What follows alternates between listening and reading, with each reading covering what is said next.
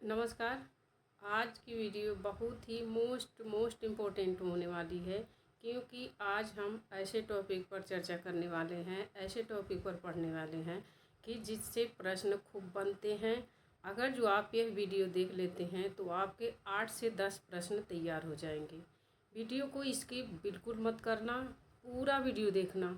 कभी आपको आज का जो हमारा टॉपिक है यह आलोचकों के कथन से संबंधित है।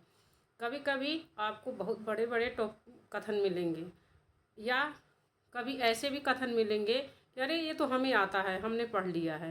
तब भी आप वीडियो स्किप मत करना। अगर जो आप धैर्य बना करके पूरा वीडियो देख लेते हैं तो आपका इस वीडियो से 8 से 10 प्रश्न क्लियर हो जाएगा।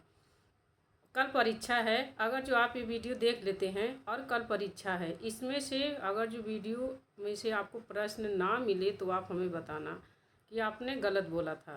तो वीडियो इसकी बिल्कुल मत करना, मेरे कहने से आज का पूरा वीडियो देख लेना, क्योंकि इसमें सभी विधाओं के, सभी आलोचकों के, कवियों के बारे में जितने भी कथन हैं वो सारे हैं।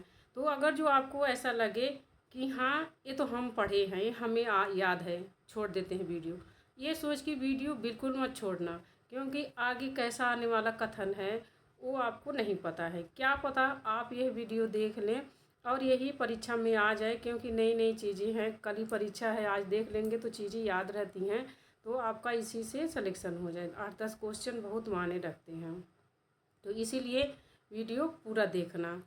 हमारा पहला कथन है, नाथ पंथ या नाथ संप्रदाय के सिद्ध मत, सिद्ध मार्ग, योग संप्रदाय अवधूत मत एवं अवधूत संप्रदाय नाम से प्रसिद्ध हैं। ये पंक्तियाँ किसकी हैं? हजारी प्रसाद द्विवेदी। ये हजारी प्रसाद द्विवेदी की पंक्तियाँ हैं, कथन है। कहते हैं कि नाथ पंथ या नाथ संप्रदाय के सिद्ध मत, सिद्ध मार्ग, योग संप्रदाय अवधूत मत एवं अवधूत संप्रदाय के नाम से प्रसिद्ध हैं। ये किसकी पंक्तियां हैं? हजारी प्रसाद द्विवेदी की। आगे, शंकराचार्य के बाद इतना प्रभावशाली और इतना महिमा मण्डित भारतवर्ष में दूसरा नहीं हुआ। भारतवर्ष के कोने कोने में इनके अनुयायी आज भी पाए जाते हैं। भक्ति आंदोलन के पूर्व सबसे शक्तिशाली धार्मिक आंदोलन गोरखनाथ का भक्ति मार्ग ही था। ये पंक्तियाँ हजारी प्रसाद द्विवेदी की हैं गोरखनाथ के संबंध में। फिर से बोल रही हूँ, अगर जो आपको लगे कि हाँ हमने ये कथन पढ़ा है, हमें याद है, तो भी वीडियो स्किप मत करना, क्योंकि आगे बहुत सारे ऐसे कथन हैं। आगे है, नाथ संप्रदाय ग्रंथ के रचयिता कौन है? हजारी प्रसाद द्विवेदी। तो ये शंकराचार्य के बाद यह किसका है? गोरखनाथ के बारे में शंकराचार्य का कथन है कि शंकराचार्य के बाद इतना प्रभावशाली और इतना महिमा मण्डित भारतवर्ष में दूसरा नहीं हुआ है। भारतवर्ष में उनके अनुयायी आज भी कोने कोने में पाए जाते हैं। भक्ति आंदोलन के पूर्व सबसे शक्तिशाली धार्मिक आंदोलन गोरखनाथ का भक्ति मार्ग ही था। आगे है, गोरखनाथ को अपने युग का सबसे बड़ा नेता किसने कहा है? हजारी प्रसाद द्विवेदी ने। कहे ना कि ये अपने युग के सबसे बड़े नेता हैं। आगे है, समग्र महाकाव्य के भीतर से पृथ्वीराज की त्रासदी के साथ एक सामाजिक राजनीतिक त्रासदी भी उभरती है, जो जितनी पृथ्वीराज की है उससे कहीं अधिक राष्ट्र की है। यह कथन किसका है? बच्चन सिंह का। आगे देखते हैं, इनकी सबसे बड़ी कमजोरी इनका रूखापन एवं गृहस्थ के प्रति अनादर भाव है। हजारी प्रसाद द्विवेदी का एक किसके प्रति कथन है? नाथ साहित्य के प्रति। नाथ साहित्य के संबंध में हजारी प्रसाद द्विवेदी का कथन है कि इनकी सबसे बड़ी कमजोरी इनका रूखापन एवं गृहस्थ के प्रति अनादर भाव है, क्योंकि वो लोग गृहस्थ के प्रति अनादर भाव रखते थे।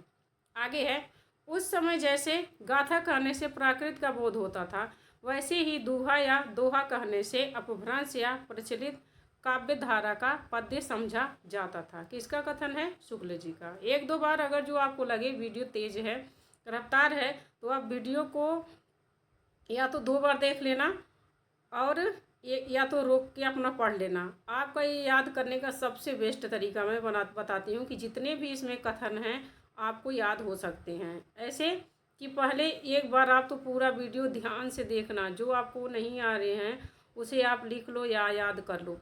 और या तो वीडियो कोई काम कर रहे हो, वीडियो चालू करके छोड़ दो, काम करते रहो, सुनते रहो। 2-3 बार सुनेंगे तो अपने आप चीज़ें याद हो जाएंगी। देखते सुनने से याद हो जाएंगे, तो ताकि परीक्षा में आपका जब आए तो आप लगा लो। इस प्रकार से 10वीं-14वीं शताब्दी काल, जिसे हिंदी का आदिकाल कहते हैं, भाषा की दृष्टि से अपभ्रंश का ही बढ़ावा है। यह किसका कथन है? हजारी प्रसाद द्विवेदी का। मोस्ट इम्पोर्टेंट है, हजारी प्रसाद द्विवेदी अपभ्रंश काल के बारे में कहते हैं कि इस प्रकार 10वीं से 14वीं शताब्दी काल, जिसे हिंदी का आदिकाल कहते हैं, भाषा की दृष्टि से अपभ्रंश का ही बढ़ावा है। यह किसका कथन है? हजारी प्रसाद द्विवेदी का। आगे है, देश में मुसलमानों का राज प्रतिष्ठित हो जाने से हिंदू जनता हताश, निराश एवं पराजित हो गई थी। पराजित मनोवृत्ति से ईश्वर की भक्ति की ओर उन्मुख होना स्वाभाविक था। यह शुक्ल जी का कथन है। आपको पता ही है, शुक्ल जी मानते हैं कि जो भक्ति आंदोलन की शुरुआत किसकी देन है? मुसलमानों की देन है। तो देश में मुसलमानों का राज प्रतिष्ठित हो जाने से हिंदू जनता हताश, निराश एवं पराजित हो गई थी। पराजित मनोवृत्ति से ईश्वर की भक्ति की ओर उन्मुख होना स्वाभाविक था। आगे बहुत मोस्ट कथन है, इसीलिए आप वीडियो पूरा देखना। आगे है, भक्ति का जो स्रोत दक्षिण की ओर से धीरे धीरे उत्तर भारत की ओर पहले से ही आ रहा था, राजनीतिक परिवर्तन के कारण शून्य पड़ते हुए जनता के हृदय क्षेत्र में फैलने के लिए पूरा स्थान मिला। आचार्य रामचंद्र शुक्ल। आगे है, नाथ सिद्धों की साधना, अवतारवाद, लीलावाद और जातिगत कठोरता दक्षिण भारत से आई हुई भक्ति धारा में घुल मिल गई।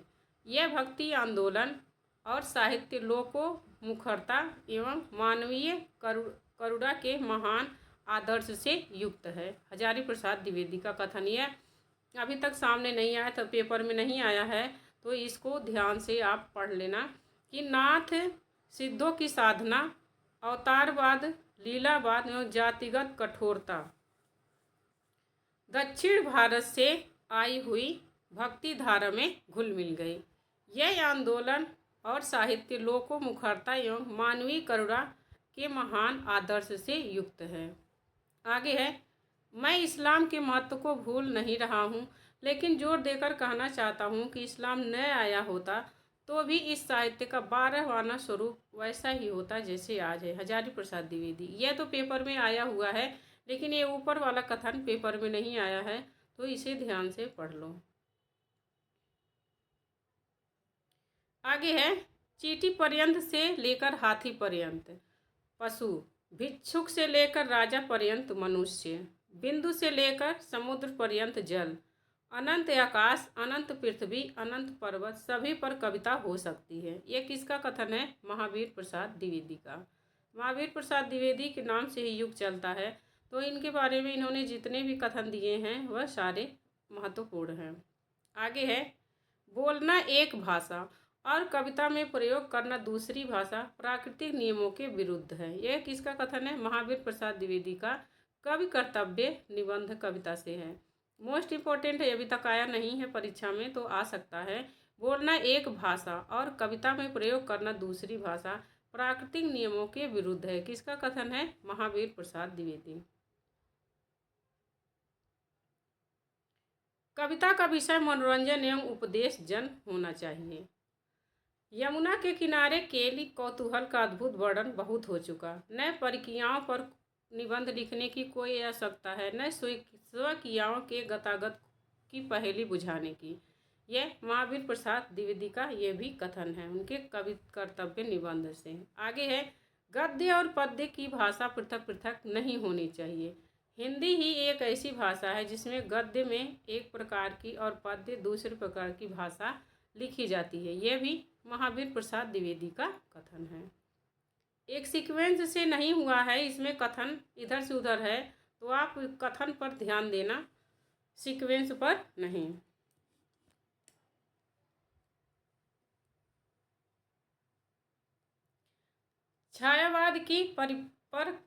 छायावाद का परिभाषाएं विभिन्न कवियों द्वारा। पता ही ये प्रश्न पूछे जाते हैं। रामस्वरूप चतुर्वेदी ने छायावाद को मूलतः शक्ति काव्य कहा है। मोस्ट इम्पोर्टेंट, रामस्वरूप चतुर्वेदी ने छायावाद को क्या कहा है? शक्ति काव्य। डॉक्टर नगेंद्र, छायावाद स्थूल के प्रति सूक्ष्म का विद्रोह है। बहुत बार परीक्षा में आया हुआ है। आचार्य रामचंद्र शुक्ल, छायावाद का शब्द को दो अर्थों में समझना चाहिए।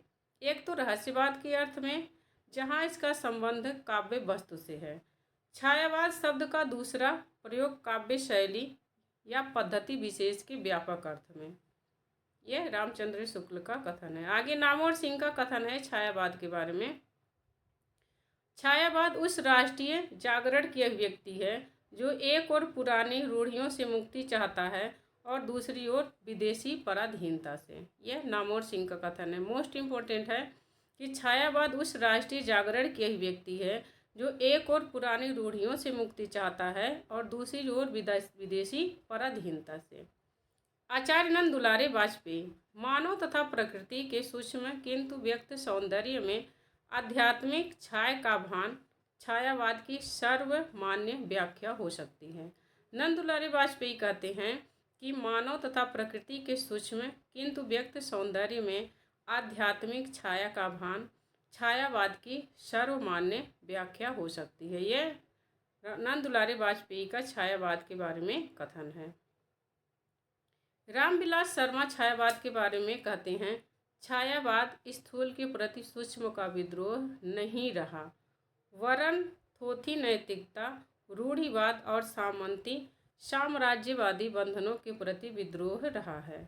तो अगर जो इतना ही दे देगा कि छायावाद स्थूल के प्रति सूक्ष्म का विद्रोह नहीं रहा, किसका कथन है? तो रामविलास शर्मा का। वहाँ जो नगेंद्र हैं वह कहते हैं कि विद्रोह है, इसीलिए पेपर ध्यान से पढ़ना। जयशंकर प्रसाद, जब वेदना के आधार पर स्वानुभूतिमयी अभिव्यक्ति होने लगी तब हिंदी में उसे छायावाद के नाम से अभिहित किया गया। जयशंकर प्रसाद छायावाद के बारे में कहते हैं कि जब वेदना के आधार पर खुद की स्वानुभूतिमयी अभिव्यक्ति होने लगी तब हिंदी में उसे छायावाद के नाम से अभिहित किया गया। ये जयशंकर प्रसाद का कथन है। डॉक्टर राम कुमार वर्मा, परमात्मा की छाया आत्मा में पड़ने लगती है और आत्मा की छाया परमात्मा में, यही छायावाद है। यह डॉक्टर राम कुमार वर्मा का कथन है कि जब परमात्मा की छाया आत्मा में पड़ने लगती है और आत्मा की छाया परमात्मा में, यही छायावाद है। पंत, छायावाद काव्य न रहकर केवल अलंकृत संगीत बन गया था। पंत का कथन है कि छायावाद काव्य न रहकर केवल अलंकृत संगीत बन गया था। महावीर प्रसाद द्विवेदी ने छायावाद को अन्योक्ति पद्धति कहा है। महावीर प्रसाद द्विवेदी ने छायावाद को क्या कहा है? अन्योक्ति पद्धति। डॉक्टर नामवर सिंह ने छायावाद को अनेक प्रवृत्तियों का पुंज कहा है। नामवर सिंह ने क्या कहा है? अनेक प्रवृत्तियों का पुंज। शुक्ल जी के अनुसार छायावाद का चलन द्विवेदी काल की रूखी इतिवृत्तात्मकता की प्रतिक्रिया के रूप में हुआ है। ये मोस्ट इम्पोर्टेंट है, ये उतना भी पूछा नहीं गया कि छायावाद का चलन द्विवेदी काल की रूखी इतिवृत्तात्मकता की प्रतिक्रिया के रूप में हुआ था। हमारा सांस्कृतिक नारा कला कला के लिए नहीं वरन कला संसार को बदलने के लिए है। इस नारे को बुलंद करना प्रत्येक प्रगतिशील साहित्य का फर्ज है। शिवदान सिंह चौहान, मोस्ट इम्पोर्टेंट है। शिवदान सिंह चौहान का यह कथन अभी तक पेपर में नहीं आया है कि हमारा साहित्यिक नारा कला कला के लिए नहीं वरन कला संसार को बदलने के लिए है। इस नारे को बुलंद करना प्रत्येक प्रगतिशील साहित्य का फर्ज है। अब प्रयोगवाद का विकास कालांतर में नई कविता के रूप में हुआ था। शिव कुमार शर्मा के अनुसार ये दोनों एक ही धारा के विकास की दो अवस्थाएं हैं। सन 1943 से 53 तक कविता में जो नवीन प्रयोग हुए हैं, नई कविता उन्हीं का परिणाम है। प्रयोगवाद उस काव्य धारा को आरंभिक अवस्था है और नई कविता उसकी विकसित अवस्था। मोस्ट इम्पोर्टेंट, शिव कुमार शर्मा नई कविता और प्रयोगवाद में कहते हैं कि ये दोनों एक ही धारा के विकास की दो अवस्थाएं हैं। सन 1943 से 1953 तक कविता में जो नवीन प्रयोग हुए हैं, नई कविता उन्हीं का परिणाम है।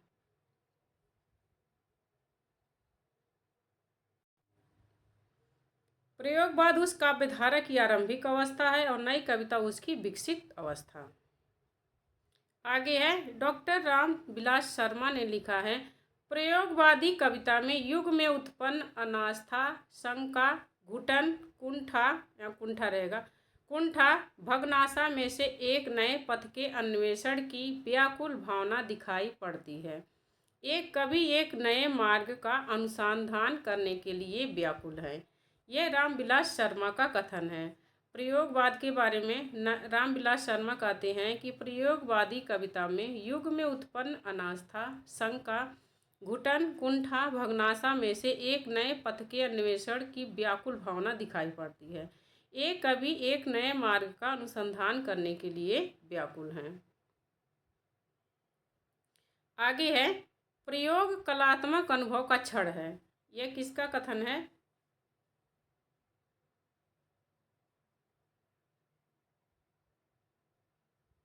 यहाँ ये इनका है, रघुवीर सहाय का।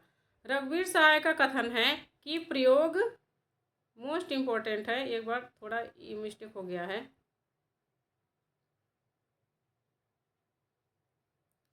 यहाँ प्रयोग कलात्मक अनुभव का क्षण है, रघुवीर सहाय। और ये दूसरा है कि प्रयोगवाद शैलीगत विद्रोह है, डॉक्टर नगेंद्र।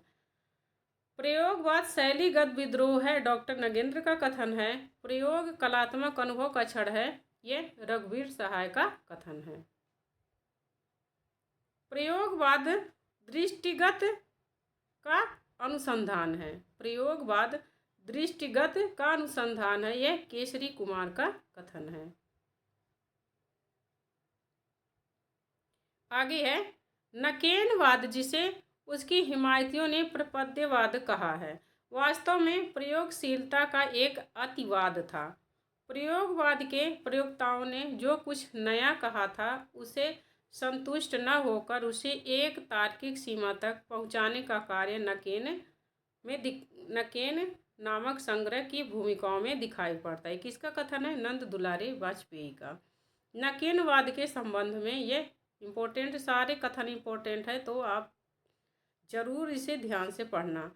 नकेनवाद जिसे उसके हिमायतियों ने प्रपद्यवाद भी कहा है, वास्तव में प्रयोगशीलता का एक अतिवाद था। प्रयोगवाद के प्रयोक्ताओं ने जो कुछ नया कहा था उसे संतुष्ट न होकर उसे एक तार्किक सीमा तक पहुंचाने का कार्य नकेन 1, नकेन 2 नामक संग्रह की भूमिकाओं में दिखाई पड़ता था। यह किसका कथन है? नंद दुलारे वाजपेयी का। शमशेर बहादुर सिंह का कथन है कि मैं उर्दू और हिंदी का दो आब हूँ। कौन कहते हैं? शमशेर बहादुर सिंह। टेक्निक में एजरा पाउंड शायद मेरा सबसे बड़ा आदर्श बन गया था। किसका कथन है? शमशेर बहादुर का। शमशेर बहादुर कहते हैं कि टेक्निक में एजरा पाउंड शायद मेरा सबसे बड़ा आदर्श बन गया था। शमशेर और उनकी कविताओं के संदर्भ में कुछ महत्वपूर्ण कथन। शमशेर बहादुर सिंह की कविताओं के संबंध में आलोचकों के निम्नलिखित कथन हैं, ध्यान से देखिए। नंबर 1, शमशेर का गद्य हिंदी का जातीय गद्य है। रामचंद्र तिवारी। रामचंद्र तिवारी कहते हैं कि शमशेर का गद्य हिंदी का जातीय गद्य है। अज्ञे कहते हैं शमशेर कवियों का कवि है।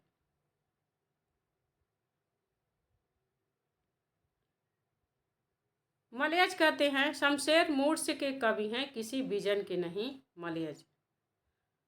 शमशेर की मूल मनोवृत्ति एक इम्प्रेशनिस्टिक चित्रकार की है। मुक्तिबोध। मुक्तिबोध कहते हैं कि शमशेर की मूल मनोवृत्ति एक इम्प्रेशनिस्टिक चित्रकार की है। विलक्षण बात यह है कि आधुनिक गद्य साहित्य की परंपरा का प्रवर्तन नाटकों से हुआ। रामचंद्र शुक्ल का कथन। यहाँ तक तो शमशेर बहादुर सिंह के बारे में कथन है, लेकिन नीचे का जो शुक्ल जी का कथन है यह नाटक के बारे में है। शुक्ल जी कहते हैं कि विलक्षण बात यह है कि आधुनिक गद्य साहित्य की परंपरा का परिवर्तन किससे हुआ? नाटकों से हुआ। आचार्य रामचंद्र शुक्ल का ये कथन है। यह प्रत्येक काल में कहा जाएगा कि काव्यों के अथवा नाटकों के लिए ही रंगमंच होते हैं। काव्यों की सुविधा जुटाना रंगमंच का काम है। रंगमंच के संबंध में भारी भ्रम है कि नाटक रंगमंच के लिए लिखे जाएं। जयशंकर प्रसाद के नाटकों पर आरोप लगता है ना कि इनके नाटक रंगमंच पर खेले नहीं जा सकते हैं, रंगमंच पर खेलने योग्य इनके नाटक नहीं होते हैं। तो जयशंकर प्रसाद ने अपने नाटकों के बारे में स्पष्टीकरण दे दिया है जनता को, लोगों को, कि प्रत्येक काल में कहा जाएगा कि काव्यों के अथवा नाटकों के लिए ही रंगमंच होते हैं, लेकिन काव्यों की सुविधा जुटाना रंगमंच का काम है। रंगमंच के संदेह में भारी भ्रम है कि नाटक रंगमंच के लिए लिखे जाएं। जयशंकर प्रसाद। आगे है, यदि गद्य कवियों या लेखकों की कसौटी है तो निबंध गद्य की कसौटी है। भाषा की पूर्ण शक्ति का विकास निबंधों में ही सबसे अधिक संभव है। आचार्य रामचंद्र शुक्ल। ये बहुत बार आया है परीक्षा में कि गद्य यदि कवियों की कसौटी है, लेखकों की कसौटी है, तो निबंध किसकी कसौटी है? गद्य की। साहित्य अपने व्यापक अर्थ में मानव जीवन की गंभीर व्याख्या है। किसका कथन है? सुमित्रानंदन पंत। साहित्य अपने व्यापक अर्थ में मानव जीवन की गंभीर व्याख्या है। सुमित्रानंदन पंत। आगे है, काव्य आत्मा की संकल्पनात्मक अनुभूति है। जयशंकर प्रसाद। मुक्तिबोध का काव्य उनके आत्मसंघर्ष का काव्य है। रामविलास शर्मा। रामविलास शर्मा कहते हैं कि मुक्तिबोध का काव्य उनके आत्मसंघर्ष का काव्य है। आगे है, जिनकी प्रेमचंद के बारे में यह कथन है रामविलास शर्मा की, जिनकी प्रेम रचनाओं से बाहर के साहित्य प्रेमी हिंदुस्तान को पहचानते हैं।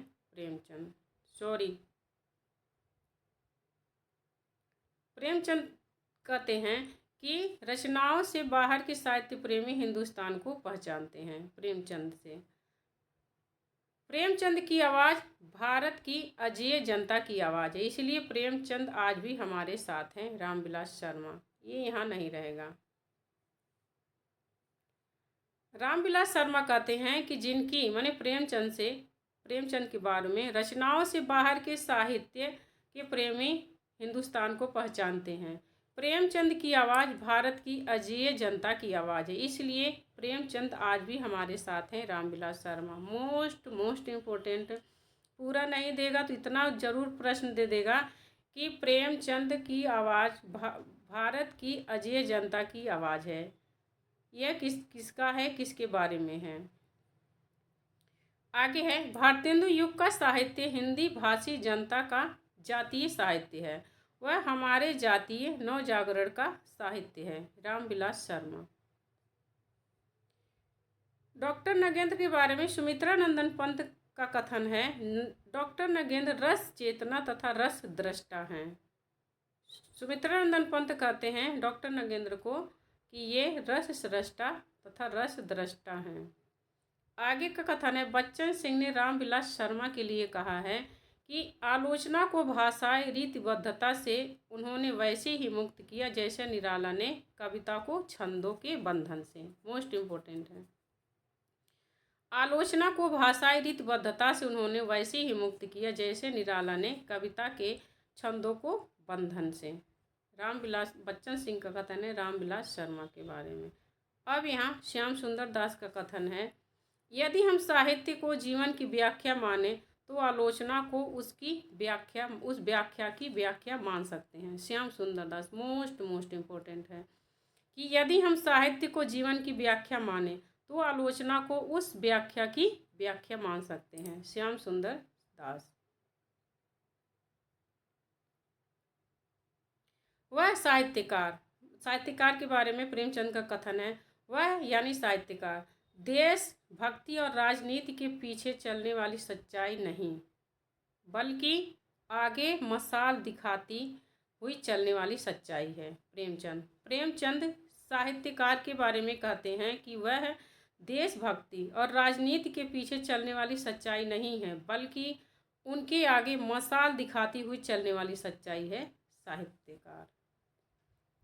प्रेमचंद का एक कथन और भी है, कवि या कथाकार फूलों को देखकर इसलिए आनंद का अनुभव करता है क्योंकि उनसे फलों की आशा करता है। प्रेमचंद कहते हैं, कवि या कथाकार फूलों को देखकर इसलिए आनंद का अनुभव करता है क्योंकि उनसे फूलों की आशा करता है। प्रेमचंद।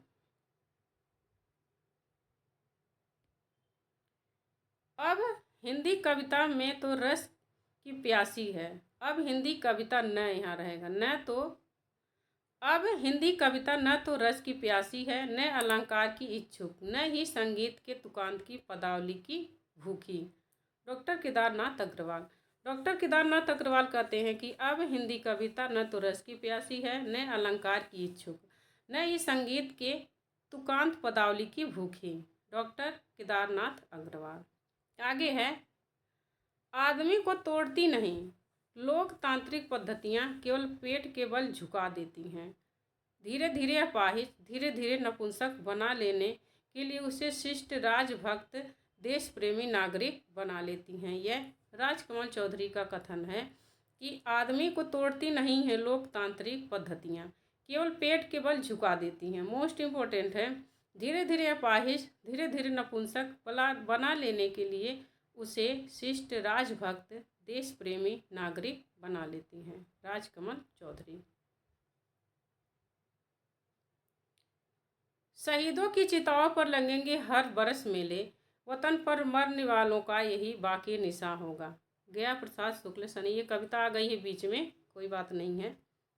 आगे है, मेरे विचार से खड़ी बोली में इस प्रकार का कर्कशपन है कि कविता के काम में ला उसमें सरसता संपादन करना प्रतिभावान के लिए कठिन है। तब तुकबंदी करने वालों की कौन कहे। बालकृष्ण भट्ट कहते हैं कि मेरे विचार से खड़ी बोली में इस प्रकार का कर्कशपन है कि कविता के काम में ला उसमें सरसता संपादन करना प्रतिभावान के लिए कठिन है। तब तुकबंदी करने वालों की कौन कही। जो भारतेंदु युग के कवि थे उन लोगों का मानना था कि खड़ी बोली में कविताएं, अच्छी कविता नहीं लिखी जा सकती है। तो ये बालकृष्ण भट्ट का कथन है।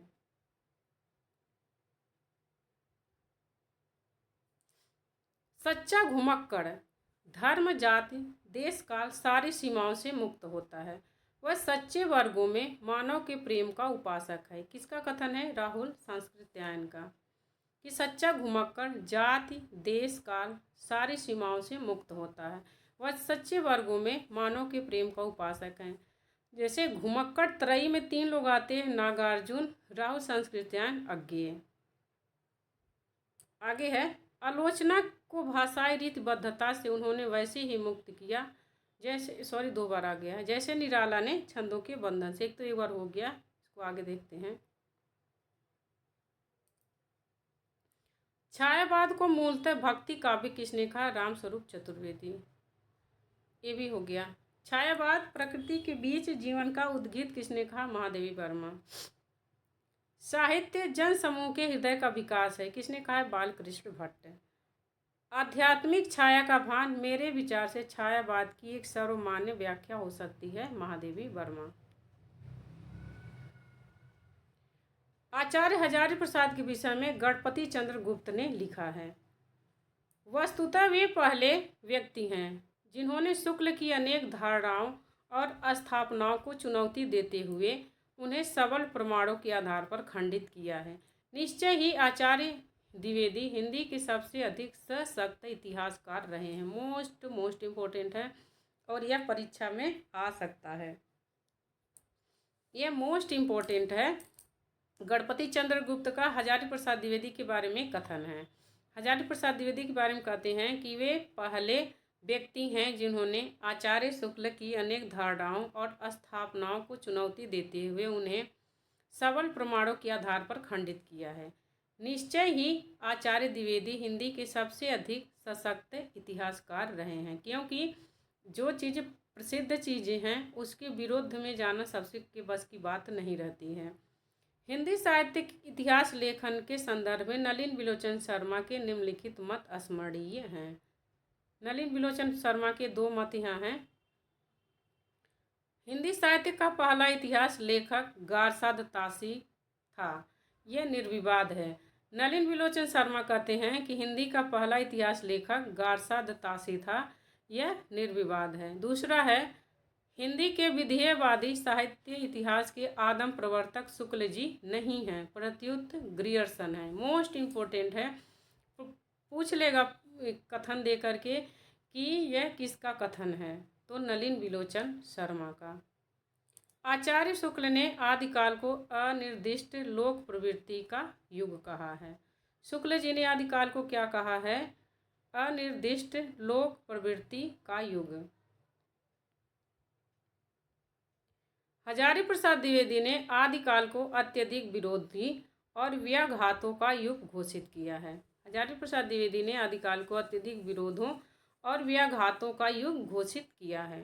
रामचंद्र शुक्ल उस समय जैसे गाथा कहने से प्राकृत का बोध होता था, वैसे ही दोहा या दूहा कहने से पद्य अपभ्रंश का पद्य समझा जाता था। ये तो कई बार परीक्षा में आया हुआ है, इसलिए बोल रही हूँ। अगर जो कई ऐसे कथन आपको मिले कि जो लगे कि ये तो हमें याद है, कई बार परीक्षा में आया हुआ है, तो ये सोच के वीडियो को मत छोड़ देना, आगे बहुत ही महत्वपूर्ण कथन आपको मिलेंगे।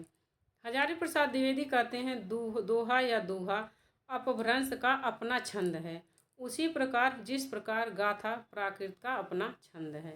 मोस्ट इम्पोर्टेंट है। हजारी प्रसाद द्विवेदी कहते हैं कि दोहा या दूहा अपभ्रंश का अपना छंद है, उसी प्रकार जिस प्रकार गाथा प्राकृत का अपना छंद है।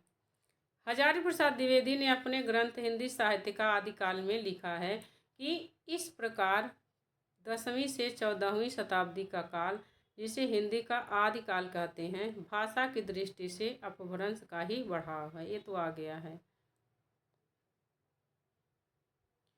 आगे है, हजारी प्रसाद द्विवेदी के अनुसार डिंगल कवियों की वीर गाथाएं, निर्गुणिया संतों की वाणियाँ, कृष्ण भक्त या रागानुराग भक्ति मार्ग के साधकों के पद, राम भक्त या वैधि भक्ति मार्ग के उपासकों की कविताएं, सूफी साधना से पुष्ट मुसलमान कवियों के तथा ऐतिहासिक हिंदी कवियों के रोमांस और रीति काव्य, ये 6 धाराएं अपभ्रंश कविता का स्वाभाविक विकास हैं। यह हजारी प्रसाद द्विवेदी का कथन है। एक बार और, अगर जो आपको बड़ा कथन मिले तो ये मत सोचना रही इतना बड़ा है याद कैसे होगा, इससे तो प्रश्न आएगा नहीं।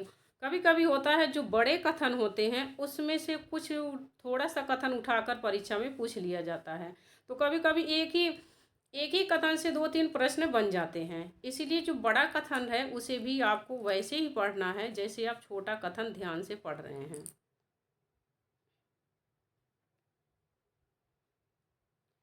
हजारी प्रसाद द्विवेदी के अनुसार शंकराचार्य के बाद इतना प्रभावशाली और महिमा मण्डित भारतवर्ष में दूसरा नहीं हुआ। भारतवर्ष के कोने कोने में उनके अनुयायी आज भी पाए जाते हैं। भक्ति आंदोलन के पूर्व सबसे शक्तिशाली धार्मिक आंदोलन गोरखनाथ का भक्ति मार्ग ही था। गोरखनाथ अपने युग के सबसे बड़े नेता थे।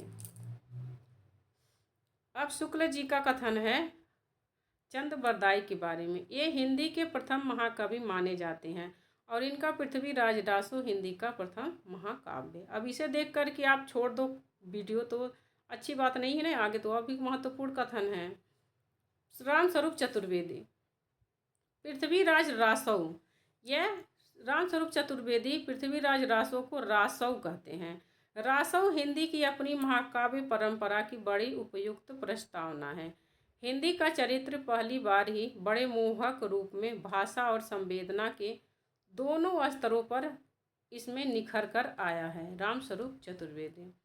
बच्चन सिंह कहते हैं यह एक राजनीतिक महाकाव्य है, दूसरे शब्दों में राजनीति की महाकाव्यात्मक त्रासदी। आगे है हजारी प्रसाद द्विवेदी। इनकी रचना सुख सुखी संवाद में हुई, किसकी? पृथ्वीराज रासो की। नहीं। जिन सर्गों में यह शैली नहीं मिलती है उन्हें प्रक्षिप्त मानना चाहिए। इससे वे अंश ही प्रक्षिप्त सिद्ध होते हैं। इनमें इतिहास विरुद्ध तथ्य हैं। यह पृथ्वीराज रासो के बारे में है हजारी प्रसाद द्विवेदी का कथन। आदिकालीन काव्य ग्रंथों में कथा कहने की परंपरा को लक्ष्य करके हजारी प्रसाद द्विवेदी ने पृथ्वीराज रासो के संदर्भ में लिखा है। पृथ्वीराज रासो को प्रामाणिक, अप्रामाणिक, अर्धप्रामाणिक मानने के पक्ष में 3 हैं। तो इससे प्रश्न खूब बनता है, परीक्षा में प्रश्न जरूर आता है, किसने प्रामाणिक माना है, किसने अर्धप्रामाणिक। तो मैंने इस पर मैंने इसकी ट्रिक बना रखी है वीडियो की, पृथ्वीराज रासो की प्रामाणिकता के बारे में ट्रिक। अगर एक बार वो वीडियो देख लेंगे तो आपको हमेशा के लिए याद हो जाएगा। कथा की परीक्षा इतिहास की दृष्टि से नहीं, काव्य की दृष्टि से होनी चाहिए। यह हजारी प्रसाद द्विवेदी का किसके बारे में? पृथ्वीराज रासो के बारे में है कि कथा की परीक्षा इतिहास की दृष्टि से नहीं, काव्य की दृष्टि से होनी चाहिए। पुरानी कथाएं काव्य ही अधिक हैं, इसलिए वे एकदम न, इतिहास वे एकदम नहीं। जैसे शुक्ल जी कहते ना कि उसको ऐतिहासिक कसौटी पर कसते हैं पृथ्वीराज रासो को, तो वो बिल्कुल बेठिकाने लगता है। इसीलिए हजारी प्रसाद द्विवेदी कहते हैं कि कथा की परीक्षा इतिहास की दृष्टि से नहीं होनी चाहिए, काव्य की दृष्टि से होनी चाहिए। पुरानी कथाएं काव्य ही अधिक हैं, इतिहास वे एकदम नहीं हैं। फिर कहते हैं पुरातन प्रबंध संग्रह में इस ग्रंथ के कुछ छंद संग्रहित हैं जिससे इसकी प्राचीनता प्रमाणित होती है। हजारी प्रसाद द्विवेदी। आचार्य शुक्ल, इनका मानना है कि रासो इतिहास नहीं है, काव्य ग्रंथ है। पर काव्य ग्रंथों में सत्य घटनाओं में बिना किसी प्रयोजन कोई उलटफेर नहीं किया जाता। यह पूरा ग्रंथ वास्तव में जाली है। शुक्ल जी पृथ्वीराज रासो को क्या कहते हैं? जाली। आचार्य शुक्ल के अनुसार विद्यापति के बारे में इनका कथन है, विद्यापति के पद अधिकतर श्रृंगार के ही हैं, जिनमें नायिका और नायक राधा कृष्ण हैं। विद्यापति को कृष्ण भक्तों की परंपरा में नहीं समझना चाहिए। आगे है बच्चन सिंह का कथन, देखते हैं। बच्चन सिंह ने विद्यापति को हिंदी का जातीय कवि कहा है। निराला ने विद्यापति की पदावली के पदों को नागिन की लहर कहा है। हजारी प्रसाद द्विवेदी ने विद्यापति को श्रृंगार रस के वाक सिद्ध कवि कहा है। मोस्ट इम्पोर्टेंट है ये सब। विद्यापति को मैथिल कोकिल, अभिनव जयदेव और कवि शेखर आदि नामों से जाना जाता है। अब यहाँ भक्ति आंदोलन के बारे में ग्रियर्सन का कथन है, हम अपने को ऐसे धार्मिक आंदोलन के सामने पाते हैं जो सब आंदोलनों से कहीं अधिक विशाल है जिसे भारतवर्ष ने कभी देखा है। यहाँ तक कि बौद्ध धर्म के आंदोलन से भी अधिक विशाल है, क्योंकि इसका प्रभाव आज भी विद्यमान है। इस युग में धर्म ज्ञान का नहीं बल्कि भावावेश का विषय हो गया था। ग्रियर्सन। मोस्ट इम्पोर्टेंट ऊपर वाला कथन है इनका, 1-2 बार जरूर पढ़ लो आप। बिजली की चमक के समान अचानक समस्त पुराने धार्मिक मतों के अंधकार के ऊपर एक नई बात दिखाई दी। कोई हिंदू यह नहीं जानता कि यह बात कहाँ से आई और कोई भी इसके प्रादुर्भाव का कारण निश्चित नहीं कर सकता है। ग्रियर्सन। भक्ति धर्म का रसात्मक रूप है, रामचंद्र शुक्ल का कथन है। भक्ति का जो सोता दक्षिण भारत से, तो आप सब लोग जानते हैं, अगर जो नहीं जानते होंगे एक बार पढ़ लेना, क्योंकि बहुत प्रसिद्ध कथन है। नीचे है, पराजय के बाद व्यक्ति या तो अपनी आध्यात्मिक श्रेष्ठता दिखाना चाहता है अथवा विलास में डूबकर पराजय को भूल जाना चाहता है। भक्ति आंदोलन का स्रोत पहली मनोवृत्ति है। कौन सी है पहली मनोवृत्ति? कि आध्यात्मिक श्रेष्ठता को दिखाना। किसका कथन है? गुलाब राय का। जिस युग में कबीर जैसी, तुलसी, सूर जैसे सुप्रसिद्ध कवियों और महात्माओं की दिव्य वाणी उनके अंतःकरणों से निकलकर देश के कोने कोने में फैली थी, उसे साहित्य के इतिहास में सामान्यतः भक्ति युग कहते हैं।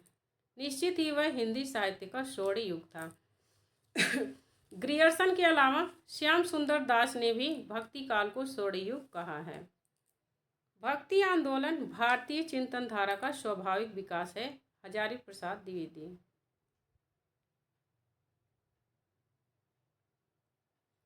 मैं इस्लाम के महत्व को भूल नहीं रहा हूँ, लेकिन जोर देकर कहना चाहता हूँ, अगर इस्लाम नहीं आया होता तो भी इस साहित्य का वैसा ही होता जैसा आज है। हजारी प्रसाद द्विवेदी। भाषा पर कबीर का जबरदस्त अधिकार था, वे वाणी के डिक्टेटर थे। हजारी प्रसाद द्विवेदी। अब रामस्वरूप चतुर्वेदी का है कबीर दास के बारे में। कबीर की रचना में कितने रंग हैं। अक्खड़ समाज चेतना का कुटुक्तिकार, एकदम भाव विभोर होकर आत्मसमर्पण का, गहन रहस्य चेतना का, प्रेम के तन्मय भाव का और चरम वैराग्य का, सभी रंगों में उनकी कला सक्रिय है और पूरी तरह संश्लिष्ट। इतनी वैविध्य कम रचनाकारों में मिलेगा। जाहिर है इसलिए फुटकर पर और दोहे लिखकर बिना महाकाव्य लिखे हुए हिंदी के महाकवि हो गए। जाहिर है कि फुटकर और दोहे लिख करके बिना महाकाव्य लिखे हुए हिंदी के महाकवि बन गए। ये किसका कथन है? रामस्वरूप चतुर्वेदी के मोस्ट इम्पोर्टेंट कथन है। ये जरूर याद कर लीजिए कि क्या कहते हैं कि कबीर की रचना में कितने रंग हैं। अक्खड़ समाज चेतना का कुटुक्तिकार का, एकदम भाव विभोर होकर आत्मसमर्पण का, गहरा यहाँ रहेगा गहरा रहस्य चेतना का, प्रेम के तन्मय भाव का और चरम वैराग्य का, सभी युगों में सभी रंगों में उनकी कला सक्रिय है और पूरी तरह संश्लिष्ट।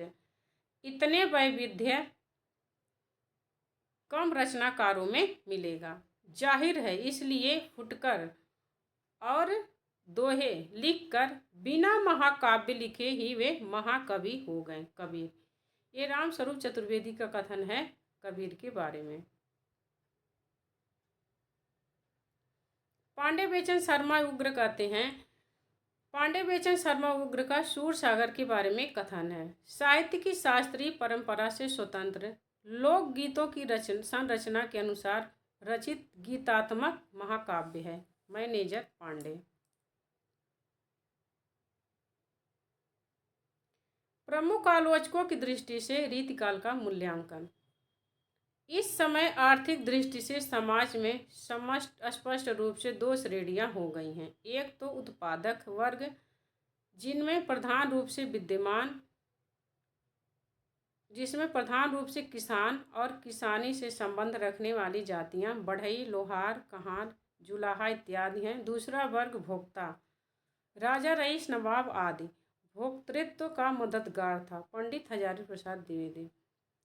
बच्चन सिंह का कथन है कि रीतिकालीन कवि क्या थे? कविता के सौदागर। मोस्ट इम्पोर्टेंट है, छोटा है, क्या पता परीक्षा में पूछ ले कि रीतिकाल को कविता का रीतिकाल के कवियों को कविता का सौदागर किसने कहा है? तो बच्चन सिंह ने।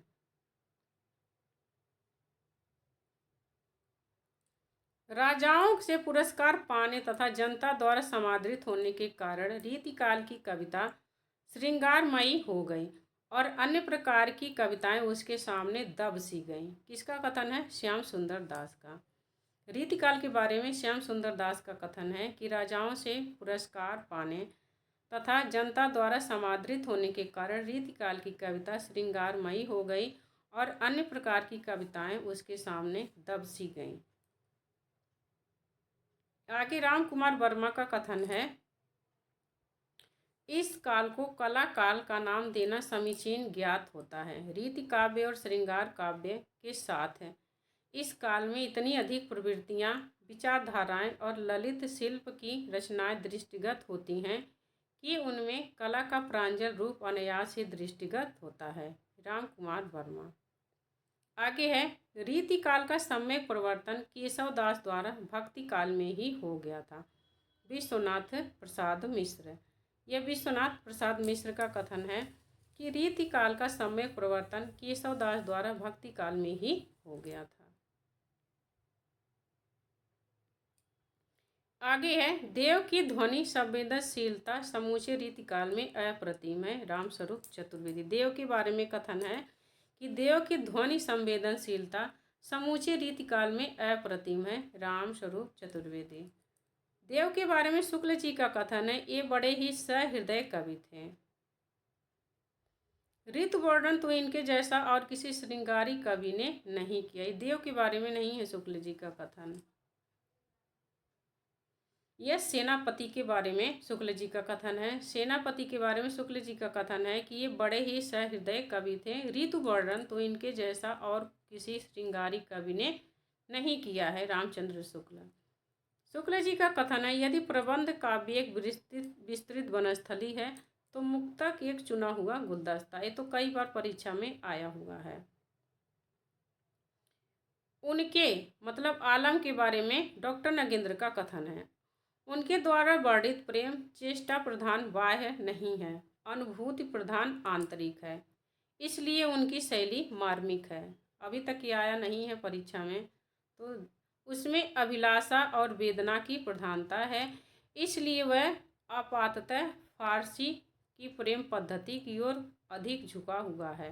डॉक्टर नगेंद्र।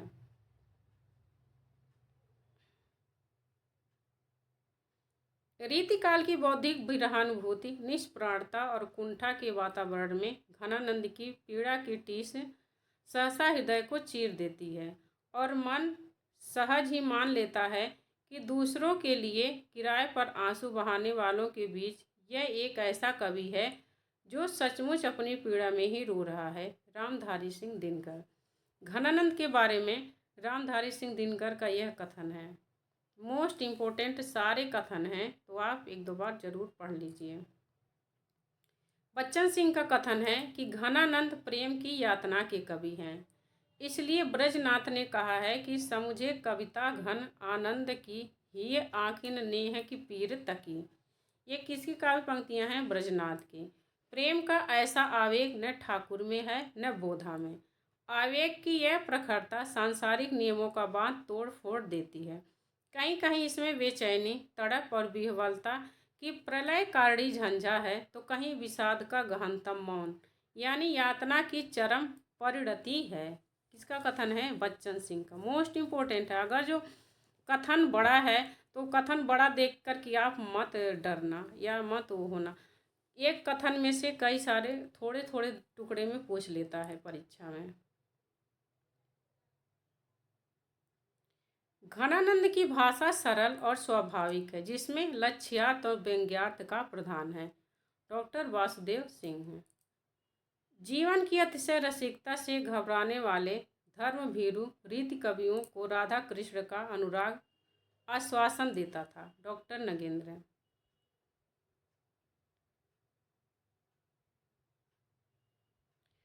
छायावाद के मूल में पाश्चात्य रहस्यवादी भावना अवश्य थी। इस श्रेणी की मूल प्रेरणा अंग्रेजी की रोमांटिक भावधारा की कविता से प्राप्त हुई थी। इसमें संदेह नहीं कि उक्त भावधारा की पृष्ठभूमि ईसाई मतों की रहस्यवादी साधना अवश्य थी। हजारी प्रसाद द्विवेदी। छायावाद के बारे में यह हजारी प्रसाद द्विवेदी का कथन है कि छायावाद के मूल में पाश्चात्य रहस्यवादी भावना अवश्य थी। इस श्रेणी की मूल प्रेरणा अंग्रेजी की रोमांटिक भावधारा की कविता से प्राप्त हुई थी। इसमें संदेह नहीं कि उक्त भावधारा की पृष्ठभूमि में ईसाई संतों की रहस्यवादी साधना अवश्य थी। हजारी प्रसाद द्विवेदी। बच्चन सिंह के अनुसार प्रगतिवादी कवियों ने दस्तावेजी कविताएं काफ़ी संख्या में लिखी हैं। बच्चन सिंह कहते हैं कि प्रगतिवादी कवि दस्तावेजी कविताएं काफ़ी संख्या में लिखी हैं। फिर बच्चन सिंह का कथन है, प्रगतिवाद और प्रयोगवाद दोनों में एक द्वंद्वात्मक रिश्ता दिखाई पड़ता है। उनका मानना है कि प्रयोगवाद के कारण साहित्य में एक नई चेतना तो आई, लेकिन साहित्य यांत्रिक हो गया। बच्चन सिंह। रामविलास शर्मा ने लिखा है कि हम में से कई लोग साहित्य में प्रगतिवाद नामक धारा का प्रतिपादन करने लगे। समकालीन साहित्य की अन्य सभी धाराएं इससे बाहर कर दी गई थीं। सभी देशभक्त लेखकों का संगठन बनने के बदले वह अनेक धाराओं में केवल एक धारा का प्रतिनिधि बना। यह रामविलास शर्मा का कथन है। प्रगतिवाद के संदर्भ में डॉक्टर नगेंद्र ने लिखा है कि प्रगतिवाद समाज की ही साहित्यिक अभिव्यक्ति है। प्रगतिवाद के संदर्भ में अज्ञेय की मान्यता है कि प्रगतिवाद ने सत्य का राजनीतिकरण, सपाटीकरण, संकुचीकरण कर दिया, जबकि कला, सत्य, जीवन इतने बधे बधाए नहीं हैं। किसका कथन है? अज्ञेय का। अब नागार्जुन के बारे में महत्वपूर्ण कथन है आलोचकों के। कवियों और लेखकों के बारे में जो कथन रहता है वह परीक्षा में पूछा ही जाता है। प्रतिबद्ध हूँ, संबद्ध हूँ, आबद्ध हूँ, कविता है ना इनकी, नागार्जुन की। उसकी प्रतिबद्धता बहुजन समाज के कल्याण के लिए तो है ही, अपने आप को व्यामोह से उबारने की खातिर भी है। ऐसी कोई वस्तु नहीं है कि जिससे वह संबंध ना हो, राग से, द्वेष से, आस्था से, अनास्था से। वह आबद्ध है स्वजन परिजन के प्यार की डोर से, प्रियजन की पलकों की कोर में, तीसरी चौथी पीढ़ी की दंतुरित शिशु सुलभ हास में। ये कविताएं अधिक संयमित, रहस्य और मर्मस्पर्शी हैं। बच्चन सिंह। नागार्जुन की भाषिक मुहावरे ठेठ गांव के, ये मोस्ट इम्पोर्टेंट है। ऊपर वाला उतना नहीं था लेकिन ये है। नागार्जुन की भाषिक मुहावरे ठेठ गांव के हैं। जहां संस्कृत की सदी हुई पदावली मिलेगी वहां पर भी गंवई रंग चढ़ा हुआ।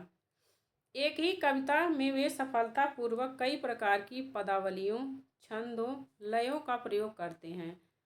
छंदोबद्ध कविताओं में मैदानी नदियों का संयमित प्रवाह है तो मुक्त छंदों में पहाड़ी नदियों की चंचलता। बच्चन सिंह मोस्ट इम्पोर्टेंट है, इसे 1-2 बार जरूर पढ़ लेना।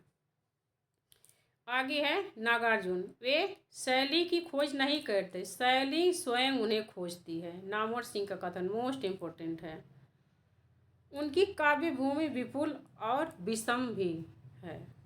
नामवर सिंह कहते हैं कि शैली की खोज नहीं करते नागार्जुन, शैली उनकी खोज करती है। लोकप्रियता, कलात्मक सौंदर्य के संतुलन और सामंजस्य का जितनी सफलता से हल किया उतनी सफलता से हिंदी के बहुत कम कवि कर पाए हैं। नामवर सिंह का नागार्जुन के बारे में कथन है। कविता के रूप में संबंधी जितने प्रयोग नागार्जुन ने किए हैं उतने शायद ही किसी ने किए हों। कविता की उठान तो कोई नागार्जुन से सीखे और नाटकीयता में वे लाजवाब हैं। उनके बात कहने के 1000 ढंग हैं। नामवर सिंह मोस्ट इम्पोर्टेंट है। नागार्जुन कितने क्रांतिकारी सचेत रूप से हैं उतने अचेत रूप में भी। रामविलास शर्मा कहते हैं कि नागार्जुन जितने क्रांतिकारी सचेत रूप से हैं उतने अचेत रूप में भी।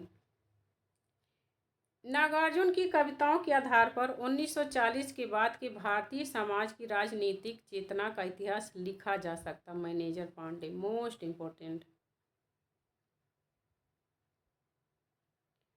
प्रयोगवाद के बारे में विद्वानों के मत है। प्रयोगवादी कविता में युग से उत्पन्न अनास्था, शंका, घुटन, कुंठा, भगनाशा में से एक नए पथ के अन्वेषण की व्याकुल भावना दिखती है। रामविलास शर्मा। प्रयोगवाद शैलीगत विद्रोह है। डॉक्टर नगेंद्र। ये तो आया हुआ है परीक्षा में।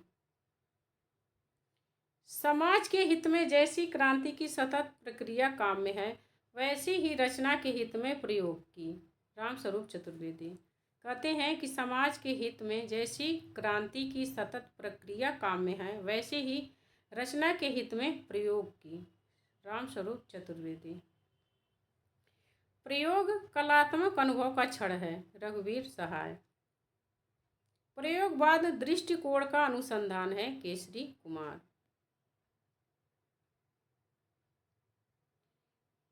प्रयोग की प्रक्रिया में धीरे धीरे शब्द की चमक खो जाती है, अतः अब उस शब्द को नया संदर्भ देना पड़ेगा। अज्ञेय का कहते हैं कि प्रयोग की प्रक्रिया में धीरे धीरे शब्द की चमक खो जाती है, अतः अब उस शब्द को नया संदर्भ देना पड़ेगा। प्रयोगवाद तथा प्रयोगवाद के अंतर विरोधों पर मुक्तिबोध ने अपने निबंध समीक्षा की समस्याओं में लिखा है। यह मुक्तिबोध का कथन है, देखते हैं। किसी जमाने में प्रयोगवादी कविता प्रगतिवाद के अधिक निकट थी, किंतु प्रगतिवादियों ने उसकी खूब उपेक्षा की। जो अपने से भिन्न है वह अपना विरोधी भी है। जो अपने काव्य के अपने ढांचे में ढला हुआ नहीं है वह गलत भी है, असुंदर भी है, प्रतिक्रियावादी भी है। इस प्रकार का सोच विचार सभी समर्थकों की मानव यथार्थ से दूरी, लंबे चौड़े फासले सूचित करता है। अब नई कविता के संदर्भ में विद्वानों के मत। नई कविता प्रथम बार समस्त जीवन को व्यक्ति या समाज इस प्रकार के तंग विभाजनों के आधार पर न मापकर मूल्यों की सापेक्ष स्थिति में व्यक्ति और समाज दोनों को मापने का प्रयास कर रही है। मोस्ट इम्पोर्टेंट है धर्मवीर भारती। नई कविता वैविध्यमय जीवन के प्रति आत्मचेतस की प्रतिक्रिया है। नई कविता का स्वर एक नहीं विविध है। मुक्तिबोध।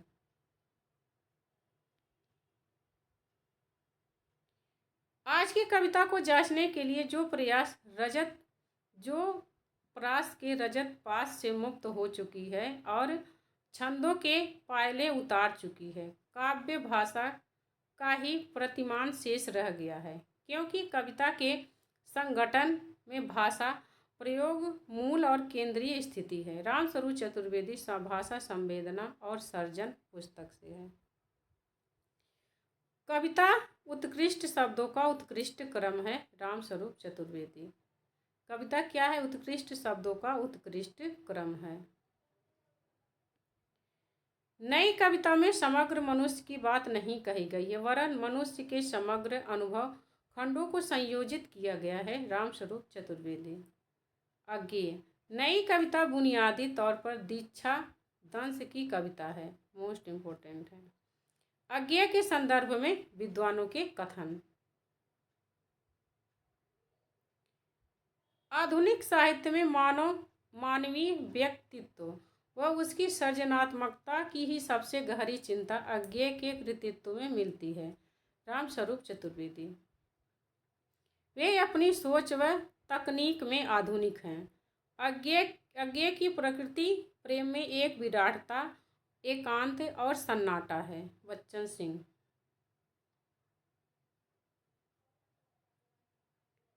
प्रसाद ने अनुभूति को दर्शन में घुलाया, जबकि अज्ञेय ने दर्शन को फिर से अनुभूति में घुलाने की राह अपनी कविता के जरिए निकाली। विजय देव नारायण शाही। विजय देव नारायण शाही कहते हैं कि जयशंकर प्रसाद ने अनुभूति को अपने दर्शन में घुलाया, जबकि अज्ञेय ने दर्शन को फिर से अनुभूति में घुलाने की राह अपनी कविता के जरिए निकाली। विजय देव नारायण शाही।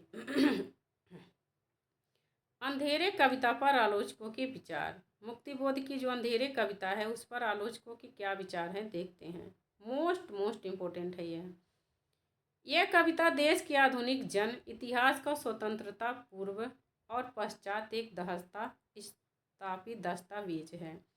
इसमें अजब और अद्भुत रूप से व्यक्ति और जन का एकीकरण है। शमशेर बहादुर सिंह। कई बार परीक्षा में आया हुआ है ये प्रश्न। अंधेरे में के लंबे खंडों में कवि की समस्या है समाज के उत्थान पतन और आंदोलन के बीच अपनी रचना के प्रेरक तत्वों का अभिज्ञान। रचना कैसे बाहर से अंदर आती है और फिर कैसे बाहर दूर दूर तक परिव्याप्त हो जाती है। रामस्वरूप चतुर्वेदी। एक दो बार पढ़ेंगे तो समझ में आ जाएगा। अंधेरे में कविता के बारे में यह कथन है। अंधेरे में कविता को नामवर सिंह क्या कहते हैं? अस्मिता की खोज। रामविलास शर्मा कहते हैं अपराध भावना का अनुसंधान तथा आरक्षित जीवन की कविता। किसको? मुक्तिबोध की अंधेरे में कविता को रामविलास शर्मा कहते हैं अपराध भावना का अनुसंधान तथा आरक्षित जीवन की कविता। निर्मला जैन कहती हैं अंतस्थल का विप्लव। इंद्रनाथ मदान कहते हैं आत्म संशोधन का अनुसंधान है अंधेरे में कविता। प्रभाकर माचवे उसे लावा कहते हैं कि अंधेरे में कविता क्या है? लावा। वह काव्य नायक संघर्षरत है, इसीलिए उसकी पीठ पर नहीं वक्ष पर घाव हैं। वह सकर्मक है, शक्ति का पुंज है, किंतु फटे हाल है, क्योंकि वह करुणा से युक्त होकर समाज के शोषित जनों का प्रतिनिधित्व बनता है। वह संस्कृति पुरुष मध्यम वर्ग के आदर्शवादी, दृढ़ चरित्र और जीवन की सुविधाओं से समझौता न करने वाले व्यक्ति का प्रतीक है। विश्वनाथ त्रिपाठी, ये मोस्ट इम्पोर्टेंट है। अब मुक्तिबोध के बारे में विद्वानों के क्या कथन है वह देखते हैं। यह तथ्य अनदेखा नहीं किया जा सकता कि कविता के नए प्रतिमान के केंद्र में मुक्तिबोध है। नामवर सिंह का एक कथन है कि नई कविता में मुक्तिबोध की वही स्थिति है जो छायावाद में निराला की थी। नामवर सिंह।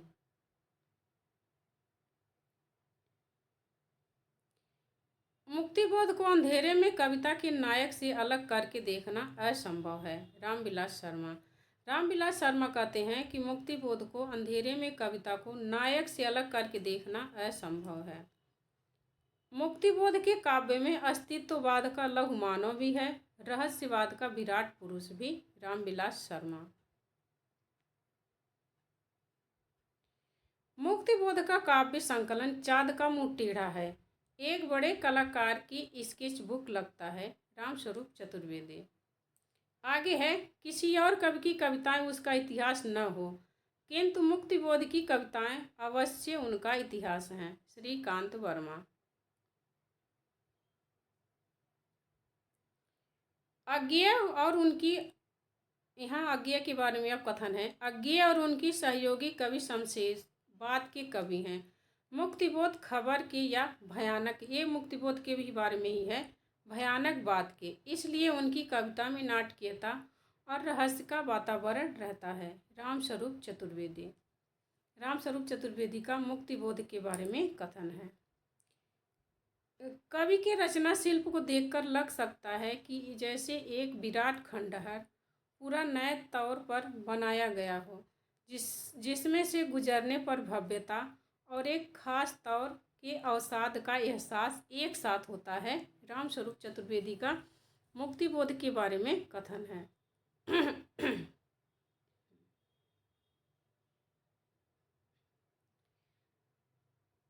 बाद के जीवन की बहुविध छवि को लेकर विकसित होने वाली नई कविता के अग्रज कवि सच्चे अर्थों में मुक्तिबोधी हैं। डॉक्टर निगंद। अगर जो मुक्तिबोध से कथन आता है तो यहीं से आएगा, ये ध्यान रखना। आगे है, मुक्तिबोध की कविता में प्रयोगवाद और प्रगतिवाद का रासायनिक मिश्रण है। वे एक ही साथ प्रयोगवादी भी हैं और प्रगतिवादी भी, किंतु दोनों की अतिरेकवादी प्रवृत्तियां उन्हें मान्य नहीं हैं। बच्चन सिंह का कथन है। मुक्तिबोध फैंटेसी का जब उपयोग करते हैं सत्य की अभिव्यक्ति के लिए, सत्य की खोज की प्रक्रिया को प्रेरणा देने के लिए करते हैं। मैनेजर पांडे का कथन है मुक्तिबोध के बारे में। मुक्तिबोध एक कठिन समय के कठिन कवि हैं। उन्हें अपने सत्य की कठिन वैचारिक एवं भावनात्मक संघर्ष से पाया और कविता में चरितार्थ किया। Ashok Vajpeyi, most important. निर्मला जैन का कथन है कि उनकी भाषा अनगढ़ तेजोदीप्त भाषा है। अब शमशेर बहादुर सिंह के बारे में आलोचकों के क्या कथन है यह देखते हैं। भाषा में बोलचाल के गद्य का लहजा और लय में संगीत की चरम अमूर्तन, इन दोनों परस्पर विरोधी मन स्थितियों को उनकी कला साधती है। रामस्वरूप चतुर्वेदी। मोस्ट इम्पोर्टेंट है, सारे कथन मोस्ट इम्पोर्टेंट हैं। आगे है, जीवन के कटुतम संघर्षों को लेकर उन्हें कविता में एकदम तरल बना सकना शमशेर के काव्य व्यक्तित्व की पहचान है। रामस्वरूप चतुर्वेदी। चित्रकला, संगीत और कविता घुल मिलकर उनके यहाँ रचना संभव करते हैं। रामस्वरूप चतुर्वेदी। जागतिक संदर्भों में कम से कम रहने पर भी शमशेर में हमें एक पूर्ण रचना संसार दिखाई देता है। रामस्वरूप चतुर्वेदी। मोस्ट इम्पोर्टेंट है। इनकी काव्य भाषा में संज्ञा पदों से कुछ अधिक महत्व सर्वनामों, क्रियापदों और अवयवों का है। कितना है शमशेर की आत्मा ने अपनी अभिव्यक्ति का एक प्रभावशाली भवन अपने हाथों तैयार किया। उस भवन में जाने से डर लगता है। उसकी गंभीर प्रयत्न साध्य पवित्रता के कारण मुक्तिबोध का कथन है शमशेर बहादुर सिंह के बारे में, मोस्ट इम्पोर्टेंट है। शमशेर की मूल मनोवृत्ति एक इम्प्रेशनिस्टिक चित्रकार की है, मुक्तिबोध है।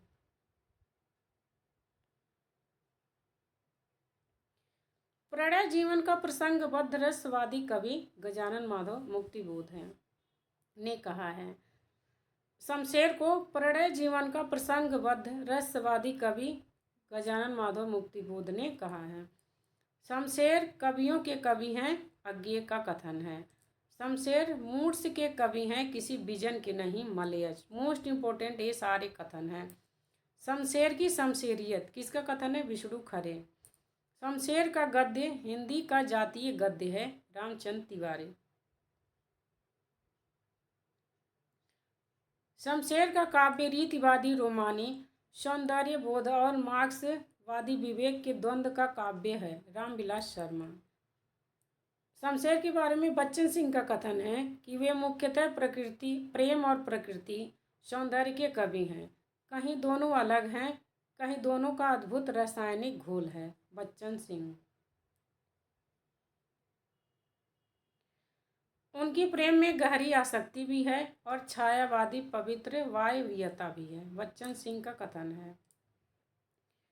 शमशेर की कविताओं का आप किसी अन्य अभिप्राय के लिए इस्तेमाल नहीं कर सकते। वह अत्यधिक अर्थ में परम नैतिक कविता है, प्रार्थना की तरह। मोस्ट इम्पोर्टेंट है अशोक वाजपेयी का। रघुवीर सहाय के बारे में विद्वानों के कथन।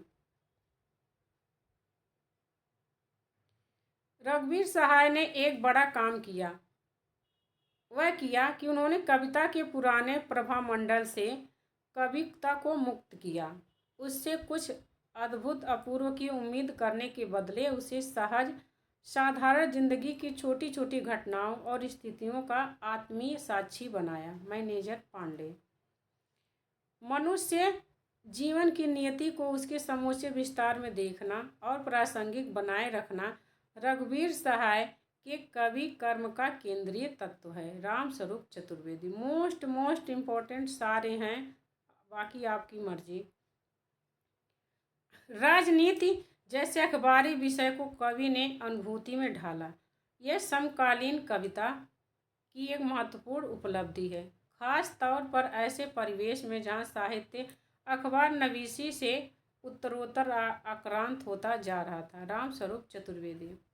आगे, भाषा का रचाव ऐसा लगता है कि यहाँ तो भाषा ही भाषा लगती है या फिर अनुभूति का सीधा स्पर्श, रामस्वरूप चतुर्वेदी। यह शमशेर बहादुर रघुवीर सहाय के बारे में कथन है।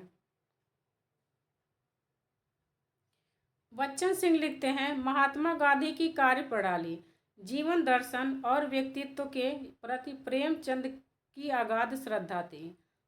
प्रेमाश्रम गांधीवाद के प्रभाव में ही लिखा गया था।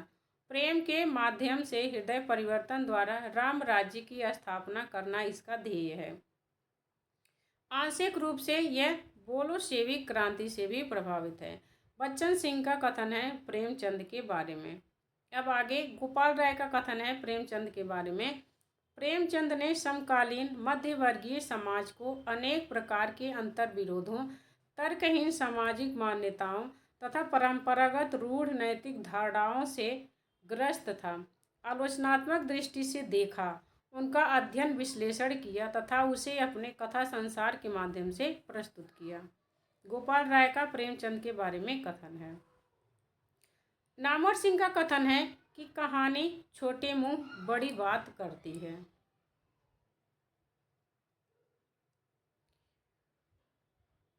मोपासा, अनातोले चेखव और टॉल्स्टॉय की कहानियों को पढ़कर हमने फ्रांस और रूस से आत्मिक संबंध स्थापित कर लिया है।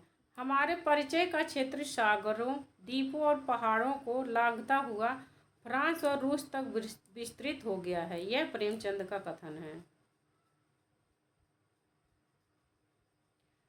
कहानी ऐसी रचना है जिसमें जीवन की किसी एक व्यंग या किसी एक मनोभाव को प्रदर्शित करना ही लेखक का उद्देश्य रहता है।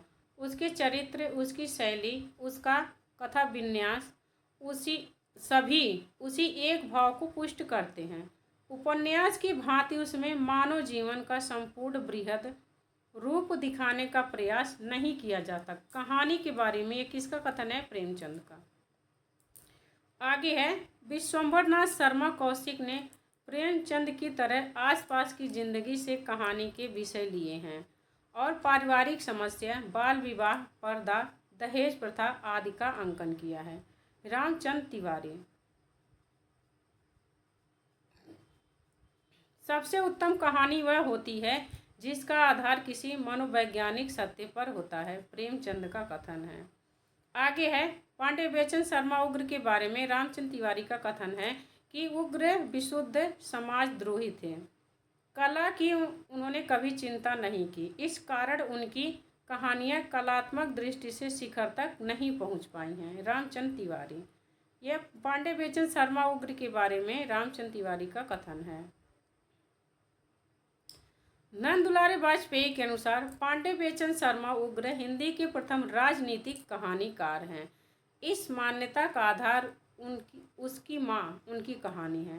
तो नंदुलारे वाजपेयी पांडे बेचन शर्मा उग्र को हिंदी का प्रथम राजनीतिक कहानीकार मानते हैं। डॉक्टर लक्ष्मी नारायण लाल का कथन है, जैनेन्द्र मानव जीवन दर्शन के सबसे बड़े कहानीकार हैं।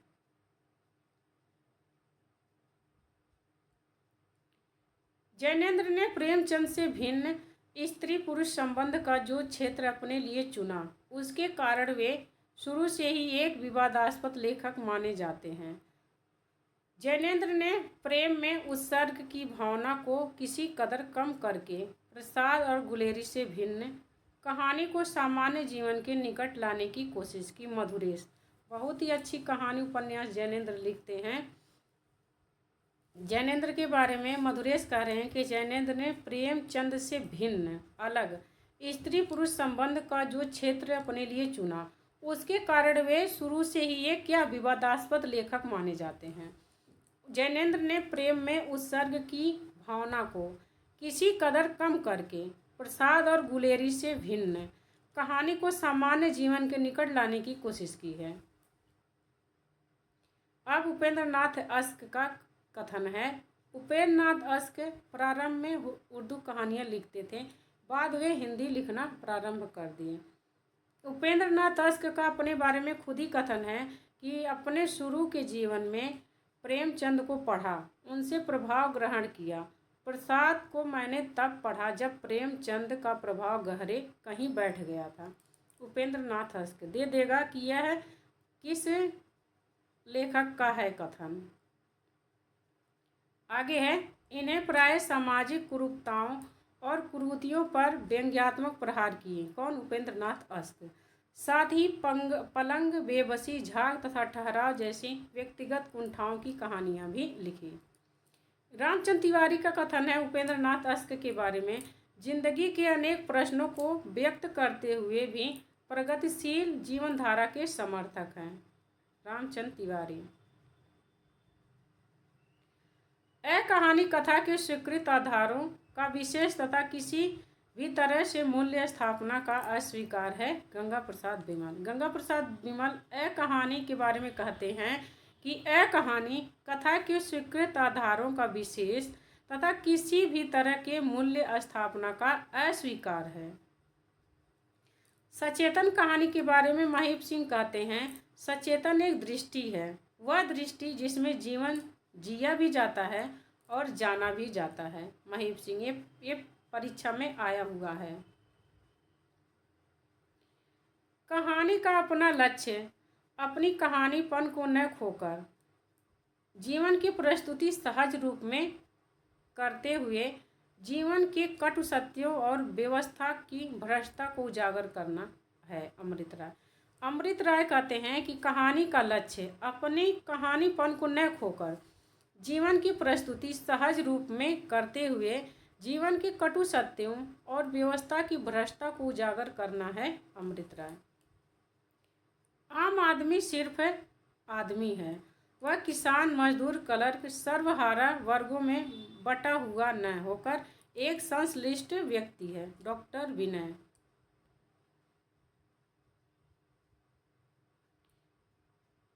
मध्यकालीन कवियों की तरह कमलेश्वर का यह आम आदमी भी एक निर्गुण, अमूर्त, निराकार और रूपहीन तत्व है जिसे आसानी से देख और पहचान पाना असंभव है। मधुरेश कहते हैं कि मध्यकालीन कवियों की तरह कमलेश्वर का यह आम आदमी, कौन? कमलेश्वर कवि का जो आम आदमी है वह एक निर्गुण, अमूर्त और निराकार और रूपहीन तत्व है जिसे आसानी से देख और पहचान पाना असंभव है। मधुरेश का कथन है किसके बारे में? कमलेश्वर की कहानियों के बारे में, कमलेश्वर के बारे में।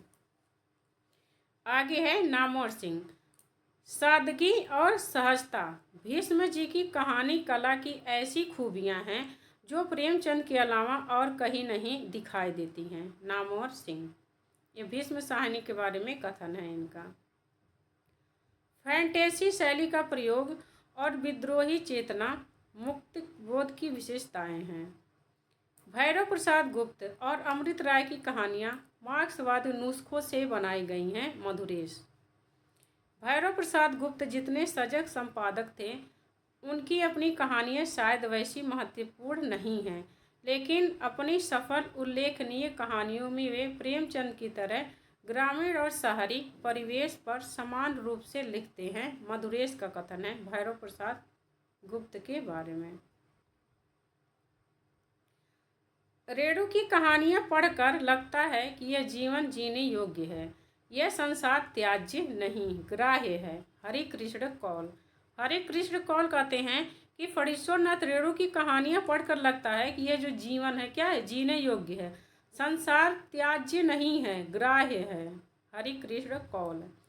रेणु, मार्कंडेय और शिव प्रसाद सिंह की कहानियों में ग्रामीण चेतना मिलती है।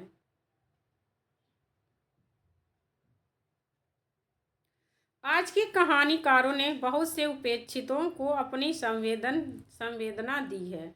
एक जमाने में जिस प्रकार वेश्याओं और पतिताओं के उद्धार का उत्साह था, उसी प्रकार आज के कुछ संवेदनशील कहानीकारों ने कंजरों, नटों, मसहरों, मिरासियों, हिजड़ों, रमंतु नर्तकों आदि। ये नामवर सिंह का कथन है, बहुत बड़ा है।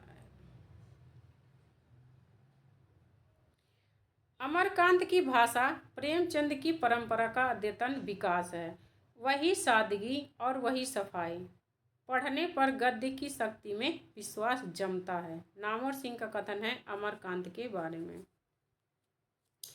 मोहन राकेश का कथन है, मेरी कहानियाँ संबंधों की यंत्रणा को अपने अकेलेपन में झेलते लोगों की कहानियाँ हैं। मोहन राकेश खुद ही कह रहे हैं कि जो मेरी कहानियाँ हैं संबंधों की यंत्रणा को अपने अकेलेपन में झेलते लोगों की कहानियाँ हैं।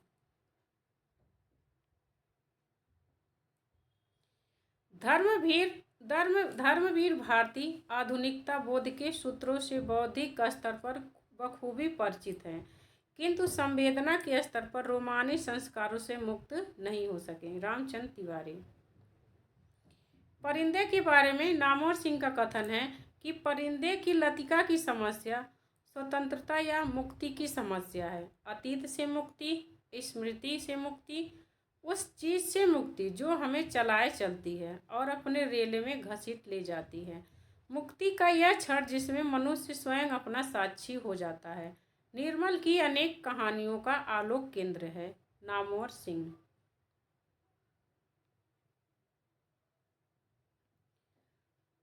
वस्तुतः मिथिलेश्वर ने अपने प्रत्यक्ष अनुभव को सहज तथा कथा शिल्प में ढालकर प्रेमचंद की कहानी परंपरा को पुनः प्रतिष्ठित करने का प्रयत्न किया। रामचंद्र तिवारी। मिथिलेश्वर के बारे में रामचंद्र तिवारी का कथन है कि मिथिलेश्वर ने अपने प्रत्यक्ष अनुभव को सहज तथा कथा शिल्प में ढालकर प्रेमचंद की कहानी परंपरा को पुनः प्रतिष्ठित करने का प्रयत्न किया है। आगे है, कृष्ण बलदेव वैद्य को रामचंद्र तिवारी ने जटिल मनोवैज्ञानिक यथार्थ और महानगरीय जीवन बोध का कहानीकार कहा है। शैलेश मटियानी कुमाऊं अंचल के अपने यथार्थ जीवन को मानवीय संवेदना के स्तर पर मूर्त करने वाले रचनाकार हैं। रामचंद्र तिवारी। आगे, मृदुला गर्ग प्रेम और काम संबंधों का आधुनिक दृष्टि से खुला विश्लेषण करने वाली एक सशक्त महिला कथाकार हैं। रामचंद्र तिवारी का कथन है मृदुला गर्ग के बारे में। आलोचक दशरथ ओझा ने अजात शत्रु के संबंध में लिखा है। जयशंकर प्रसाद के नाटक अजात शत्रु के संबंध में लिखा है। प्रसाद ने विविध घटनाओं को श्रृंखलाबद्ध करने का जो प्रथम प्रयास किया है उसमें उन्हें सफलता मिली है। इसी कारण वे आगे चलकर समग्र उत्तरी भारत के विविध राज्यों की अनेक घटनाओं को एक सूत्र में ग्रंथित कर स्कंदगुप्त और चंद्रगुप्त नाटक लिखने में सफल हुए। अजात शत्रु नाटक इस नए प्रयोग की प्रथम कृति होने से विशेष महत्वपूर्ण है। बाबू गुलाब राय कहते हैं कि कामना में विचार गंभीरता है, सफल चरित्र चित्रण है, भाषा में माधुर्य और कल्पना में कोमलता है। दशरथ ओझा लिखते हैं, कामना में जिस प्रतीकात्मक शैली का सूत्रपात हुआ है यह आगे चलकर आंसू काव्य, प्रतिध्वनि कहानी, एक घूंट नाटक में विकसित हुई है और वही कमानी में प्रस्फुटित हो उठी है। जयशंकर प्रसाद के बारे में दशरथ ओझा का कथन है, इनके नाटकों का विषय अत्यंत व्यापक रहा है। इस संदर्भ में गणपति चंद्रगुप्त लिखते हैं कि डॉक्टर लाल मतलब लक्ष्मी नारायण लाल के बारे में कथन है गणपति चंद्रगुप्त का। डॉक्टर लाल के नाटकों का क्षेत्र बहुत व्यापक है, जिसमें भारतीय गांव से लेकर अत्याधुनिक शहरी जीवन की विभिन्न पारिवारिक, सामाजिक, राजनीतिक, सांस्कृतिक, मनोवैज्ञानिक समस्याओं का निरूपण कुशलतापूर्वक किया है। वस्तुतः उनके नाटक जीवन एवं समाज की विभिन्न असंगतियों एवं विषमताओं का उद्घाटन सफलतापूर्वक करते हैं। लक्ष्मी नारायण लाल के बारे में कथन है, नाटक तोता मैना लोक नाट्य शैली में लिखा गया। इस नाटक के संदर्भ में गिरीश रस्तोगी लिखते हैं, जिस समय लोक तत्व, लोक नाट्य रूढ़ियों, लोक मंच के प्रश्न हिंदी नाटक व रंगमंच में उठे भी नहीं थे, उसी समय उनका ध्यान अपनी समृद्ध लोक परंपराओं की ओर गया था और परिणामतः तोता मैना नाटक ने जन्म लिया था।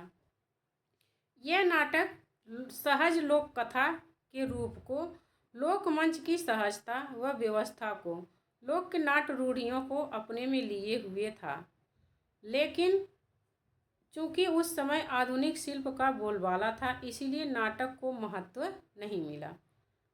गिरीश रस्तोगी का कथन किसके बारे में है? तोता मैना नाटक के लिए।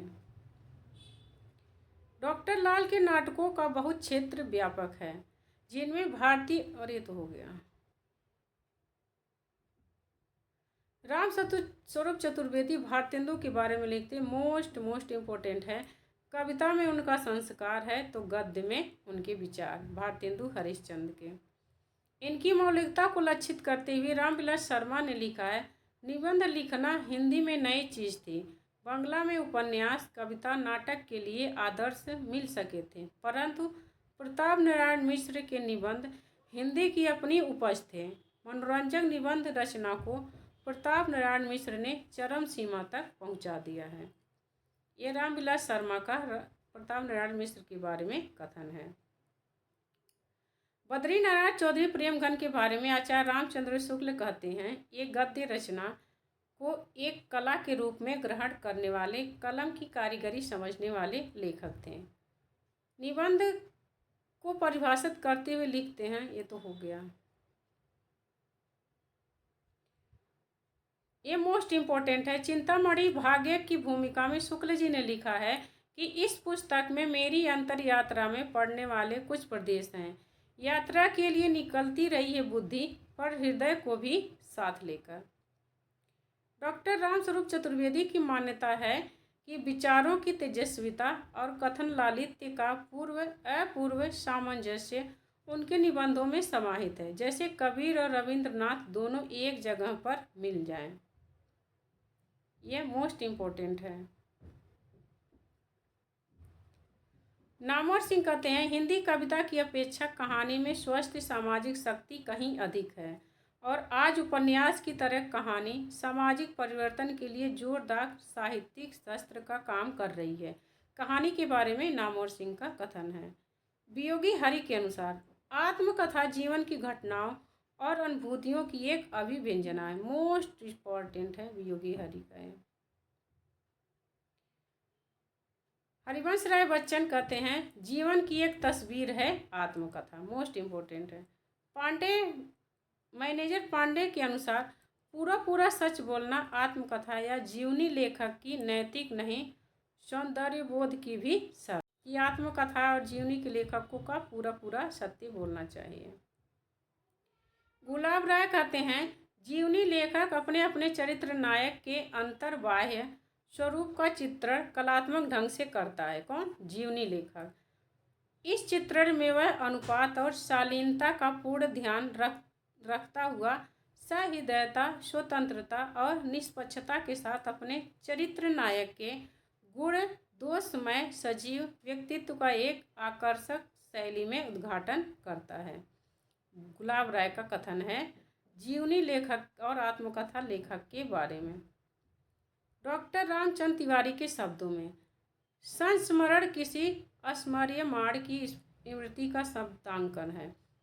अस्मरणीय जीवन के पहलू हैं, वे संदर्भ और चरित्र वैशिष्ट्य और स्मरणकर्ता के स्मृत रह जाते हैं। थोड़ा कठिन लग रहा है, इसे छोड़ देते हैं।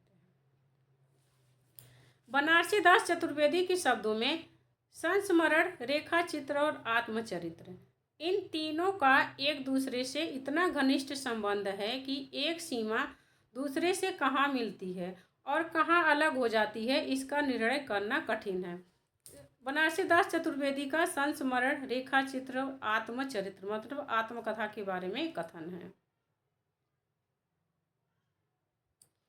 अमरनाथ के शब्दों में, कहानी और निबंध के बीच झूलती रेखा चित्र सर्वथा एक नई विधा है।